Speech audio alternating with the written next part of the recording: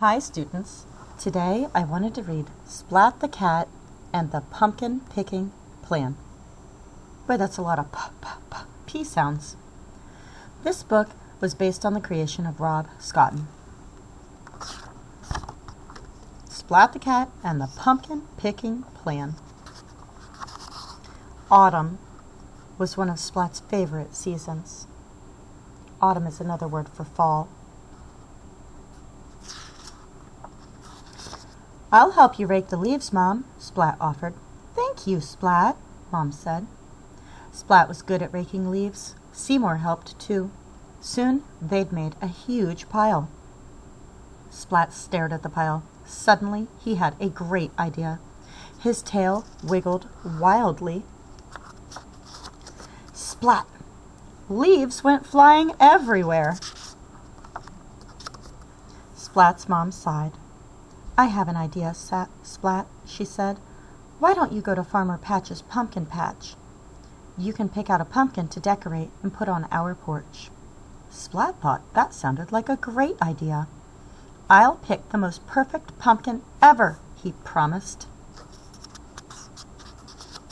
Splat grabbed his wagon and he and Seymour set off on their way. Splat loved Farmer Patch's pumpkin patch. There was so much to see and do. He saw a very scary scarecrow.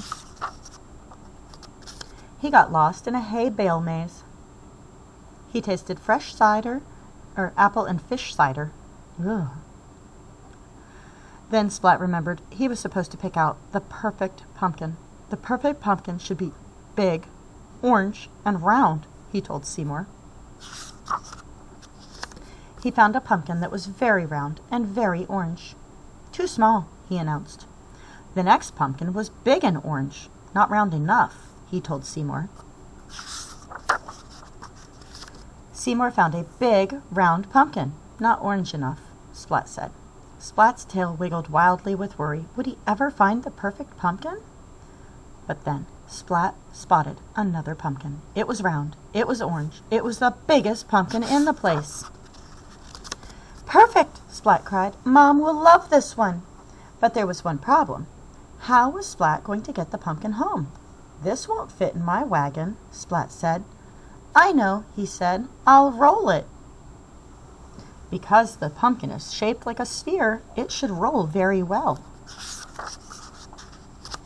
Splat rolled the pumpkin out of the gate. He rolled it onto the road and down a hill. "Whoa!" Splat cried. Splat ran. The pumpkin rolled. The pumpkin wouldn't stop no matter what Splat did. "Help!" Splat cried. Wow! Splat could steer the runaway pumpkin with his feet. He steered over a bridge, and in between cars, and right through his front gate. Well, thank goodness this is a made-up fiction book, because if this was not a made-up story, this would be so dangerous. Finally, the pumpkin stopped. Splat's mom smiled. "Oh, Splat, it's perfect," she said. "Well done."